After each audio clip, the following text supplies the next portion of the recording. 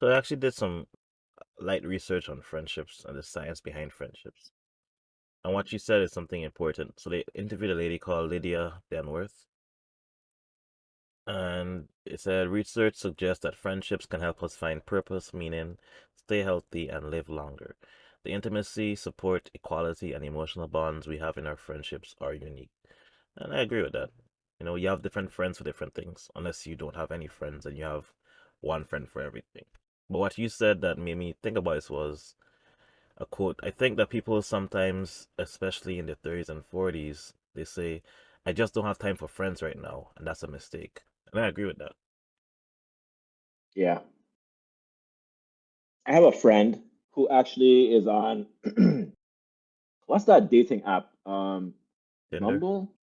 No, not Tinder. I think Bumble. I don't Okay. know. Mm-hmm. Whatever app it is, apparently the app has like a friendship section. Like you could Ooh. just try and meet friends. Mm-hmm. So they've been doing that. And I thought that was a good idea too, because that person is an extrovert and is like they don't really have much people that they could interact with because their friends are always busy, Mm-hmm. you know. Their friends that they know are living in the same area are always busy. Mm. So they need like a friend who's like, hey, let's just go for some coffee, or hey, let's just go to a bar and just drink some sip something, you Yeah. know? I thought that was a good idea, like, but I also wonder like how deep can that friendship be if you meet somebody on an app, you know? Mm-hmm. I think I can tell you. I don't think I have it here though. I think it's 200 hours before someone can become a friend, a Mm. good friend. How much is 200 hours though? Like What do you mean, a how much? year? No, what? No. Like 200 hours? So 200 hours divided by 24, it'd be like 8 days straight. 8 days straight? Yeah. Okay. So, it's like a good month with somebody could make them can potentially make them a good friend. It's not Mm. guaranteed. I think you should divide it by 8. 8 hour days, probably get Yeah, 24.3 or something. 25 days ish. Yeah. All right. So like a month of knowing somebody almost. Yeah. I could see that. Something you said that I was going to comment on, not comment on, but like prompted me to want to speak on. Mm, I forgot. But anyway, so if I meet somebody on this like Bumble for like friends or whatever, Yeah. and we go out, I think the kind of person I am, I will have a hard time seeing them as a friend even after the month of Mm. us hanging out because I would be like, well, I don't have any shared experiences with you. We haven't had any adventures. Yeah. Like, I don't know if I could fully trust you per se, you Yeah. know? Hmm. Do you think you would use an app like that though? Yeah, definitely. I actually have a note that says I'm an incessant friend because if I feel like we're friends, let's say past 200 hours or whatever, and I feel close to you, I'd probably gonna text you almost every day saying good morning, how you doing, have a good day. Just to be nice, I guess. But some people can't Mhm. really, they don't know what to do with that. So I've had lots of friendships that just wither away because I'm too present. That's so weird. Even back in high school, I got dumped because the girl said, "You're always there." And like that one hit me hard. I'm like, compared to what? What's the alternative? You don't see me ever? Golly. And back then, I didn't see her after school. We didn't talk on the phone after school. I could only see you in school at lunch or at recess. So it's like I only have an hour a day, give or take, to spend with you. Wouldn't I want to? Yeah, that's weird. I Yeah, mean, that's childhood stuff. That's childish mentality type yeah, behavior. yeah, yeah. You know what's funny is that I actually suck at keeping in touch with people. So like for us, this kind of works because since you always keeping in touch, and I suck at keeping in touch, you know, as long as you don't ever feel like it's not being reciprocated, because I think sometimes that happens to me where I'm the one who's always reaching out to this person, Mhm. and I feel like they never reach out to me. So then I Yeah. just stop. I was like, well, it's obviously not being reciprocated. Yep. But But I think for us, it kind of works because I do try and reach out to you, though. It's not like it only you reach out to me all the Yeah. time, but it is definitely that you do it more often. And I think that works because I just suck at it. I don't know why. I don't know why. Like, it's weird. I mean, I feel like I'm I your don't know how you do it. How do you do it, dude? it's second nature to me. Like I just think about people I talk to and I just say, hey, say how you doing, check in on them every now and then. Mm, But I feel like I feel that. I'm your rabbit hole person. Because once I open my phone, I see 8 messages from 2 people, and one of them's from my wife. I know, okay, here comes the videos. A whole 15 videos, 20 minutes each. I'm like, how are you watching these videos? And I don't want to be a bad friend and not like indulge. I have to watch all these videos, spend my whole day watching videos just to comment on them. Golly, that's funny. You know, now that YouTube has the like TikTok type videos, The shorts, it's gotten even worse. yeah, a heap of Because now I'm shorts. just like share, share, share. Mm. But you know something funny? So my wife, and I hope she don't get upset with me for sharing this, but my wife has ADHD. She has it to like a greater degree than I do. Uh-huh. Um, well, mine is undiagnosed. Hers is actually diagnosed. And the reason mine is undiagnosed is because I refuse to go and get it diagnosed. Not because I don't have it, but I just refuse to actually go to a psychiatrist. Uh-huh. But my wife has been diagnosed. And the funny thing is, out of the day, she just sends me a heap of TikToks. I'm like, Mhm. damn, it's so annoying. Like, I don't watch, at this point, I don't watch them at all. Like, unless she like tell me watch this one right now, Yeah, I just ignore them because I worry she's sharing all these with me that yeah. I don't get stuck looking at TikTok all day too because of my like. Oh, okay, okay. In the New York Times, they found that friends shared the similar brain patterns, which we already know about ourselves from before, because I'd share a video with you and you would be like, I just watched it. And I think that's the algorithm as well. So what they did Yeah. was they had people do a test of the friends in their lives close to them, and that would rank the friends on their list. Then they made all the everybody watch videos, which is like sports videos, videos of cats, things like that. And Hmm. then they studied the brain patterns, and those who were closer friends had more similar brain patterns. Even after they Hmm. corrected for any other factors that may explain the similarities, they still had that connection there.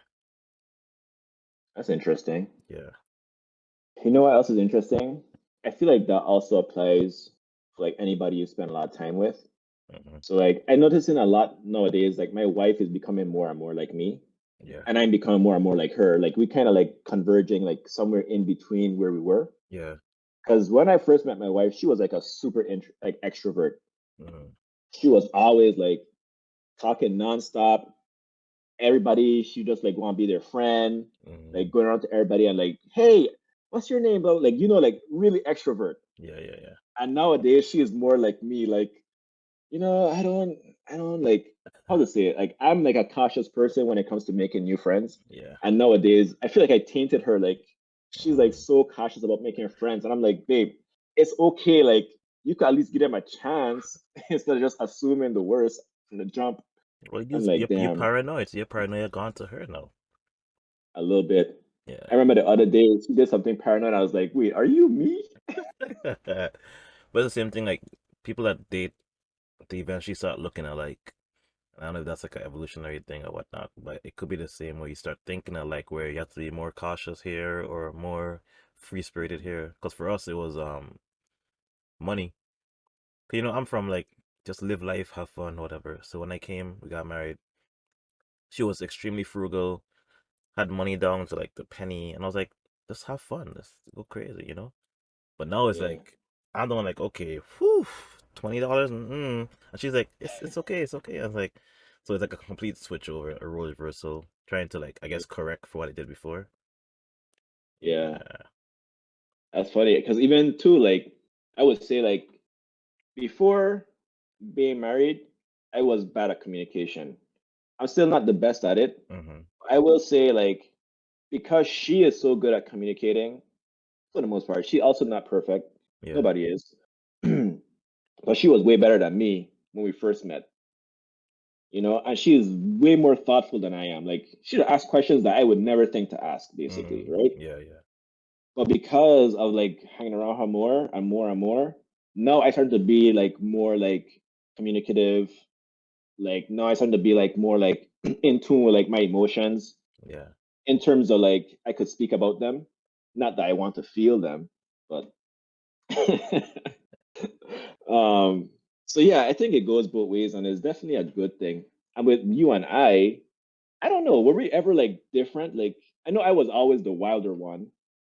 Yeah. I was less wild, I would say, but I feel like our views on things like politics and world affairs and just overall wokeness, I think that's Mhm. changed because I came from back home, so there's not really much like controversy or any polarizing things that we have up here. And so like I'll come in here to learn like new ways of thinking, of looking at things, but I feel like we've always been objective people and forward thinking people overall, so it was not much of a shift to make to be similar. Yeah. Yeah, that's true. I think we do definitely help mold the way each other view the world Hmm. because you're always a person who is like, I'm not going to assume good or bad about anything. I'm just going to like look at it and then make my decision based on the evidence that I gather, which Yeah, is how I feel everybody should do it. Like you're always like a neutral person. for the most part, yeah. And then me, I usually have like, depending on what it is, like a strong opinion. Hmm. But then at the same time, like I need to try and be neutral after the fact kind of thing. Yeah, But I think because of like you being neutral, it kind of makes me more and more like pull towards trying to be neutral instead of like having a strong opinion from the jump. yeah. And we talked about this in terms of like going out. When you go to other friends, they're like, well, we might want to dance. I don't know, maybe one or two drinks. But like when you and I go, it's like, give me everything on the top shelf, please. No, put it in one cup. It's like, what? You dancing? I dancing. I ain't gonna dance until you dance. And I was like, well, now I need to dance so that he could dance. So like, is that vibe, you know? Yeah, I would say this too. We do hype each other up a lot. You, Sometimes, right? This man that texts me, I vex. And I'd be like, at first, I'd be trying to calm him down. Then by midway through, I start getting vexed. Then we just hyping each other up. Man, after like, like both of us going back and man. forth, And we're like, making wait. each other After a more while, and we're more like, wait, vexed. wait, wait. Why are we so upset about this? We should calm down. Man, This is the opposite of what we should have been doing. that's crazy. Oh man, So they even said that having good friendships is as important as diet and exercise. I could feel that. I Yeah. wish they would mention sleep in there too. People often forget that sleep is part of the trio. Hmm. It's a triad of sleep, exercise, and diet. And they often mention diet and exercise, but they don't mention enough rest. If you, so I work for the military, and we recently, I work in an injury department, and we recently did a study. Wait, can I share this? Yeah, we recently did a study where we found that soldiers who got more rest Hmm. got injured less during like PT and other stuff like that. Gotcha. So I think we're gonna publish that data soon in a public forum. So I think it's okay for me to mention. Hmm. But yeah, basically, more rest means less injuries, and basically means that you perform better overall Hmm. when you do whatever you're doing, exercise or whatever. So it Gotcha. don't make sense to exercise if you're not getting enough sleep, basically. That's true. True. I mean, it does make sense to exercise, but you're more likely to get injured. True. Sorry. Dexter says that he has kids or a child, and he said that we're on point. Man, I can't wait to have a kid, man. One day I want to join y'all. I feel like you have a lot of secondhand knowledge that's gonna be good for you, cause you worry a lot, but then you offer advice that's like on point. Oh, nice. Yeah. Good. I did when I was growing up. I don't Hmm. know if you know this story, but when I was growing up, I actually did help a lot raise other kids when I Mm. was a kid. Okay. So I know how to change diapers. I know how to hold them correctly. So you holding the head and the neck. Like I knew all of that from like a very young age. And that's why like a lot of times when I watch like movies and stuff where the men don't know what the heck they're doing, I'm just like confused. Like, how Yeah. do you not know kind of thing? I feel like those movies paint that stereotype though. They pushed a lot. Yep. I mean, I started to realize that a lot of movies push a lot of different things. Like sometimes it'll be a movie where if they try and make a female hero, they Uh-huh. have to make like a dumb male character. It's Yeah. like, you don't have to though. Yeah. Like he could be a smart male character and she could still be the hero. Exactly. One doing to outshine the other one. Yeah. And then you have like if it's like a white cast, you have that one funny black friend. It's like, Hmm. okay. Oh man.